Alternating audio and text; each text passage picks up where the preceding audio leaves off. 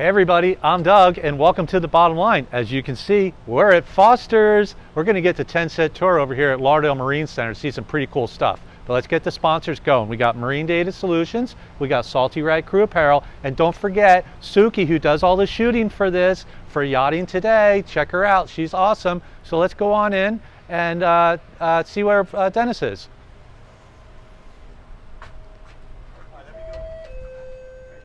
So this is Fosters Marine Group. I know a little bit about that. That guy's like the brains behind the operation. Don't tell Dennis. Dennis. Doug, what's happening, man? What's up, buddy? How are you? Did you just redo this office? Yeah, we did this now just a little while ago. Did a lot of construction in it, turned a bunch of offices into several. Wow, this is amazing. It's very ergonomically. Yeah, Listen, something wrong with your mask? You can take it off if you this like. thing, yeah, that's. Yeah. So, listen, Dennis, you got anything cool that we can see? I got a lot of cool projects out there, man. Let's go sit over there. All right, let's go sit over. So how you doing, man? Long time no see. It's been a while. Jeez. All right, so, okay, gang, here's where we're at. I'm at Fosters Yacht Services. Okay, Dennis Foster's been doing this for 30 months. Something like that, yeah. It says 30 months, 30 years. Yeah, years. 30 years. Okay, we're at Lauderdale Marine Center. This is like the hub of Fort Lauderdale where all the broken ass yachts come to get repaired while crew take time off. And when they take off, they just hand the keys to Dennis and off you go. Yes. So everybody wants to know, how did you come up with the name Fosters? Well, we wanted to put a brand on something, just coming up with like so-and-so repairs. We wanted to put a brand on something, and I take everything really personal when I do it. And obviously, I'm the one on the hook for everything. So if it's going to be that way, so that's where I come up with my last name, which Fosters was Foster. Is your last name. Yeah, but so we put Fosters because it's a group of us, and all of us as a team combined that really get it done. So I noticed you have the red flag. That's usually the dangerous flag. That's the when you're waving the red flag, it's usually supposed to say like 30 years or over 30 years. But usually when they come see me, a lot of the boats that are broken or damaged or need to get repaired, the red flag's being waved. I gotcha. Okay, so what we're going to do is Dennis has got a couple of cool projects going on. We're going to go take a look at them. He's going to point out some stuff. We're going to go for a little golf cart ride, maybe see a little bit of the boatyard. Absolutely. How's that? I'll give you the nickel tour. Nothing like Lauderdale Marine Center, guys. Okay, cool. Let's do it. Let's do it. All right. So, Dennis, what's this? So this is our workshop over here over at Riverbend Marine Center. And this is basically a lot of our technical stuff that goes on in here. We bring our golf carts in, plug them in. We have our parts department over there. And let me take you to where all the magic happens here in our fiberglass department. You know, the itchy stuff. Can I drive this? Absolutely, you can drive that. You can see this is where all of our core department is. We got all of our fiberglass kits cut. Whoa. This is fiberglass core? This is core material, yeah. This is actually, explain how this works. So this is a core material. It's just like a structure with the fiberglass, and a lot of people use this for lightweight construction. It's called the sandwich composite. So there would be fiberglass on this side? And on this side. So and this is your intermediary. That gives you a sandwich composite. Is that stronger than, say, it's lighter? Yeah, it's lighter. Solid fiberglass is really heavy, especially if you have to do 32 or 40 layers. Okay. So a lot of the boat builders, sometimes they have a solid fiberglass bottom, sometimes they have a cord bottom, and then usually from the water line up is cord to make it a light boat, and fiberglass on the bottom. Strength-wise, about the same? Yeah, about the same. Okay, so most mega yachts have this in it. This is a mega yacht. This is a mega, they have a lot of core and a lot of fiberglass in it, so it's a combination of both. Some use a fiberglass bottom because it's heavier for more stability, and a cord hull sides and top, and some use a cord bottom just for lightweight construction. Okay, this table looks like it's just not a normal table. No, this is actually a stainless steel table that we do a lot of our fiberglass work on. So what I'll do is I'll spray the gel coat material here after I wax and prep the surface, and I'll lay up multiple layers of fiberglass, and I'll pull, and now I have my own fiberglass panel that I make, and then we vacuum bag the core on, put our exterior laminates, and they look like that over there in the corner. So we can make honeycomb panels, I can make core cell panels, I can make solid fiberglass. This is a fiberglass 4x8? That's a fiberglass 4x8. That's a fiberglass panel. And you can make all these off the stainless table once you wax it and we pop them off the table. You do all this? We do all of it over here at Fosters. Okay, I'm not brilliant, but I think that's carbon fiber. You might be right on that, Doug. But yeah, this is all of our fiberglass. We have our biaxial, we have our 1.5 ounce mat, we have our vacuum bagging for when we're doing vacuum bagging, which is usually the core. We have carbon fiber, and we have our peel ply, which after we do all of our laminates, we put the peel ply over it, and then after it's cured, we peel it because it gives you a smooth surface so you don't need to fare so much and do body work. Okay. So we use, that's where the peel ply comes in. And then our carbon fiber and our woven kits here. We're doing a major project right now, so you can see they pre-cut all the fiberglass kits. That's going to be laminated here over the next week. This drum has a yacht's name on it. So yes. This is going to turn into a hard top or some sort of radar arch. Yes. This bucket of goo. This bucket of goo. You're going to turn into something. That's pretty cool. All right. Absolutely. What else this you got? Is going to be for either the bottom, we use it for hard tops, we use it for U-shaped seating, we use it for bagging the core on, or use it for just straight hand layups on there. That bottle of goo. Bottle of goo. Okay. What else you got? All right, so if you come cool on over stuff. here. Show us some cool stuff. Can we golf cart race? Yeah, here's some more stuff too. This What's is a 55-gallon drum of our epoxy resin that we're going to use to laminate all those layers you're seeing over there on the stainless steel table. Another barrel of goo. Another barrel of goo. It'll turn into a yacht. It'll turn into a yacht. That's pretty cool. Dennis, what's going on with this? That's not one of our vessels. That's just a boat here, just docking up here until they can sort out the damage. That's the bad times of yachting, but you know what? They'll get it fixed up. They'll get it fixed, no problem. It'll be going again. No problem at all, man.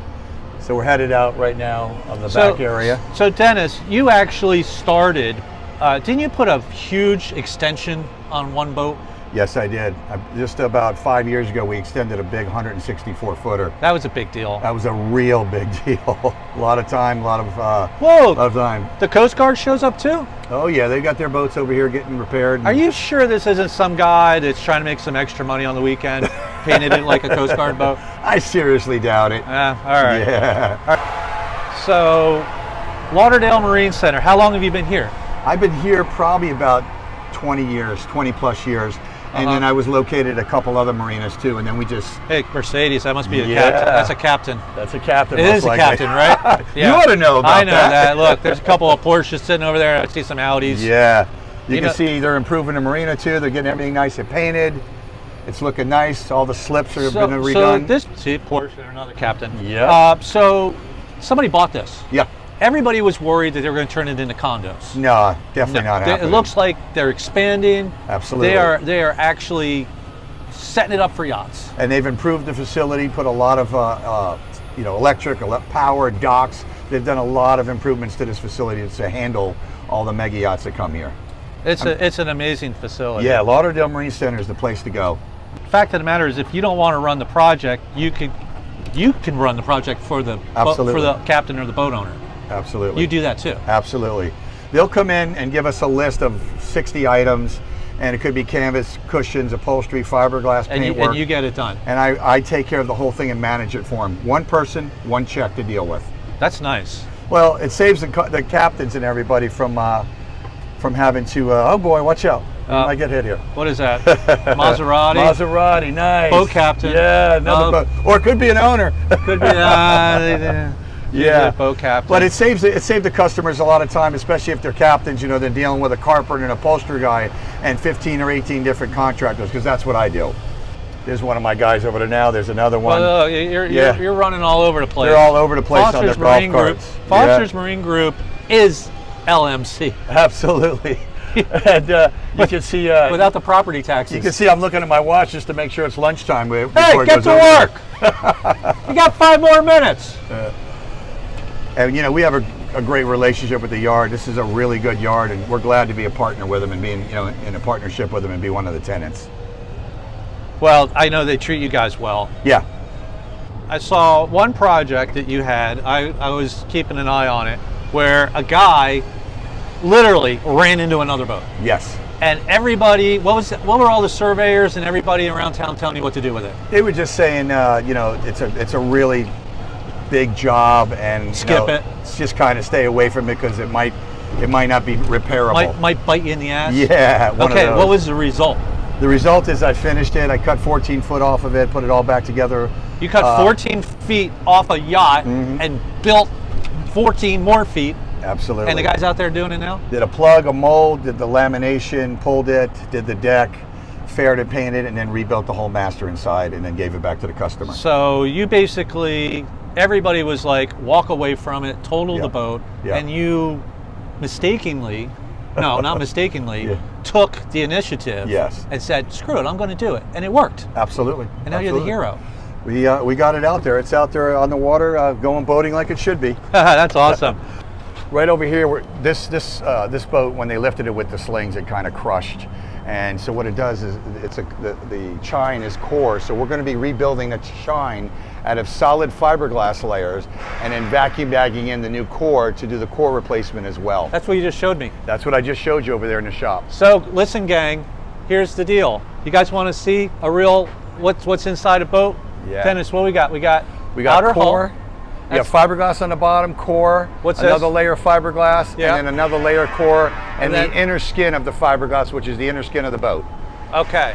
Real interesting, but you can see the two difference here. That's solid fiberglass, and that's when we're vacuum bagging in the core. That gets all vacuum bagged and then laminated over. Solid Core material.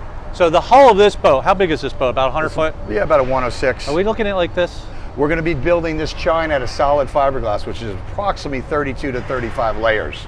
And you know what? Your guys were working on this. Just putting out a little heat. Yeah.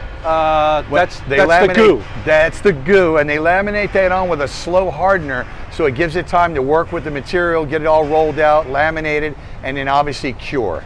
And if you get water in between the fiberglass and the core, Correct. The core rots. That's Is that what you're saying? And so then all of a sudden your rock solid program is flimsy. Yeah, you can see that it's got like little mold, and it's got water and humidity into it, and it traps the air, and it gets you this stinky brown fluid that comes off. And you can also see here where they put the core on, it was starting to pull away and has air voids and water in between it. This is very strange on a boat. What is this? Is this some sort of diving plane? That's called like a that holds the boat up? That holds the boat up? That holds the boat up. But you were close, Doug. So listen, gang, all right? Most of us, we work on boats, and we don't see the behind the scenes stuff that Dennis sees. Yeah. This is the kind of stuff that you might not see for years. I'm not saying anybody's doing it, but you got to be very careful with these modern yachts. You can't be screwing stuff in. You can't be, I mean, right into the core. You need to screw them into some kind of a hard backing board that will keep the screw in there, and not upon vibration or use of operation of the vessel pulls back out. So the correct way to do it is how? You want to put a board on the inside of that, glue that to the inside of the hull, and then screw to the board. Not in the hull. Right, not into the hull. You're screwing to the board. Screw into the board that's glued to the hull. Yeah, okay. Or laminated to the hull. Okay, you can probably do that for everybody. I think I can. Okay. Yes. We're going from the west yard right now to the east, and we will pass the center basing, which is the separation between west yard and east yard. So these are decent sized boats. These are the bigger ones that are located in the water. You can see the size of these vessels in the basin here. And then to pull the bigger ones out, they pull those over in the east side of the yard, and you can see them right now under the shed. So the real big ones, 120, 140 footers, they'll go on the east side of the shed over here, and they'll pull them out and block them up on land right over here, as you can see. This particular boat here was on a ship, and I guess they got a road wave, and it punctured over there, and it went into the fuel tank. So what we did is... Whoa, slow down. Yeah. This boat was on a ship. Yeah. So it was a ship shipping ships. Yeah. Hit a rogue wave. Correct. This boat was on it, and what happened? One of the blocks had punctured over here and hit the bottom of this. This compressed down. And punched a hole. And cracked it up in through. In that core you were talking about. In the core and through the fuel tank. Inside. Was it a separate fuel tank? Or? It's a separate fuel tank, and it's right above the hull bottom here. And we had to remove everything on the inside, cut through the fuel tank top, cut through the fuel tank bottom, and then access the crack. Wait. You cut through the top of the fuel tank. Yeah. And then cut through the bottom of the fuel tank to get to this. You went right through. Correct. And then when we're done with this, we finish our grinding and repairs from the bottom, we'll work our way back out of the fuel tank. So we cut ourselves all the way in, and then do our laminations, the bottom of the fuel tank, the top of the fuel tank, and work ourselves right back out. Dennis, how do you know this happens to your boat? Usually it's a leak or a certain distinct smell. The diesel. Like the diesel smell, yeah. Okay, so so obviously somebody went in the engine room, or the diesel was permeating up out into the water. Correct. And they said, oh, something's wrong. Right. They brought it to you. Yeah. You looked around, and you're saying this was depressed. Yeah, this was just depressed a little bit and cracked. And you can probably see it a little bit over there, even though it's a little dark over here. But we had done some temporary repairs on it, and we grind off our temporary repairs, and start the permanent repairs and then work our way back out. Is this common thing to happen on yachts, on ships? All the time, a lot of the time. You do a lot of this? I do a lot of this work, yes. Okay, so gang, back to yacht crew. When a ship ships your yacht, right, you need to just not show up after vacation, right? What do you recommend? They should get on the ship that's shipping the boat. Yeah. For shipping, they usually and they should do a walk around. Yeah, they usually do. They get on the ship, and then the ship lifts up the boat, puts it on blocks and jack stands, usually ties it down. But the crew, like the captain, should take a walk around. Yeah, the crew and the captain usually take a walk around, look at the boat, look at the condition of it beforehand, and then it'll go on its journey, its maiden journey to wherever it's going, its location to Fort Lauderdale. And then while you're doing that next trip, you should check to see if the door's still closed, right? Correct. Because a big give on something that's twisted is the doors don't close. And a lot of problem is rogue waves. So the ship will be out there and they'll get these big rogue waves, boom, boom, and then that's what these things get broken through no fault of their own, actually. So yeah, there's your kind of nickel tour of the marina, and it's pretty cool. Can you do wheelies in this? Yeah, I could usually do wheelies in this, but sometimes I don't have the traction to stand straight up. I like these little things too. They're pretty cool. Those are four-wheel drive. Those are nice. That wasn't a captain's car. Yeah, and you can see there. Lauderdale Marine Center has a lot of contractors in here too. So, usually anything they want done, okay, there's an owner's car. Yep. That's an owner's car. I'm pretty sure that's an owner's car. That's an owner's car. I can pick them out like you wouldn't believe. And then if you really want a good lunch sometimes, guys, you got the Yacht Bar over here, which is the restaurant, and you got our little guy Ricardo over here, which you can always get some good Spanish food and a lot of different varieties. You want of to food. see another captain's car? Oh, yeah, boy. Keep going. Right there. Oh, that Porsche. That's another captain's car wow. right there. What year is that again? 83. 83. Yeah. And notice the color, guys. Yeah. I don't know. Myself, I personally prefer, the boat. Well, those Cadillacs are pretty good. You have to haul people around. Yeah, I get about 6 people in I there. don't like people, so I don't haul people around. Listen, it's absolutely amazing what you do. We were just talking about making male molds and female molds, and you take that big pile of goo, that big thing of goo, and you turn it into a hard top, you turn it into a radar arch, you turn it into 14 feet of a boat. Correct. Let me ask you a question. Why isn't this on TV? Why isn't it? Why are you laughing? Well, I got a little something going on here, let's just say. What do you got? So what we got going on now, we got a little, what we call documentary, where when the boat comes to the shipyard, because a lot of people see it out on the water, like if you're looking at below deck and you got charter guests and all these interesting people on the water and hot tubs, and they're going to the Mediterranean and to Greece and the different islands. But nope, not a lot of people really know what happens when a boat gets to the shipyard, when you're dealing with schedules and budgets and time frames and guys partying too hard the night before and not showing up, and you don't have enough labor in the morning to put on the boats, and the customers are calling you, and the captains are pretty demanding. And wait, and you've got this all on camera. What's it going to be called? I have it all on camera right now. We're coming out with a series right now called Fridays at Fosters. Can I put a clip up on that? And I'll give you a little clip to put up there, and it's really interesting because it shows all the different trades and different projects that we're doing on the shows, budgets, schedules, time frames. So you got below deck where the crew are like going nuts. Right. And now we've got Fridays at Fosters with your crew going nuts on the bottom of the boats, getting them ready to go back out again. Absolutely. So we can destroy them. All different trades, not just on the bottom. They're doing paint work, fiberglass, cutting boats apart, vacuum bagging core, polishing, all different trades. Backing screws out of the hull? Backing screws out of the hull, nipping them off, doing a lot of different stuff. But wow. I love what I do. We're passionate about it, and I just like to have the world see exactly what it's like when one of these beautiful yachts comes in the shipyard, and it's like, okay, day one, let's go, guys. That's awesome. Because think about it, they're paying yard fees to be here. I saw a couple of the episodes, actually. They're awesome. We're going to get a link. Dennis is going to give us some stuff. Friday at Fosters. It's going to be the exact opposite. It's going to be like the dirty jobs of yachting. Sort of in that general area. So we're going to put a link up for you guys to watch it. Stay tuned. It's coming out soon. Dennis, thank you very much. I'm sorry I'm a novice at all this fiberglass stuff, but that can of goo to a heart is just incredible. Absolutely. 30 years. Congratulations. Thanks so much, man. I appreciate it, man. Hey, listen, I'm Doug. And I'm Dennis Foster. And this is The Bottom Line. Take care, that's guys. Friday at Foster's, actually. Absolutely. All right, choose.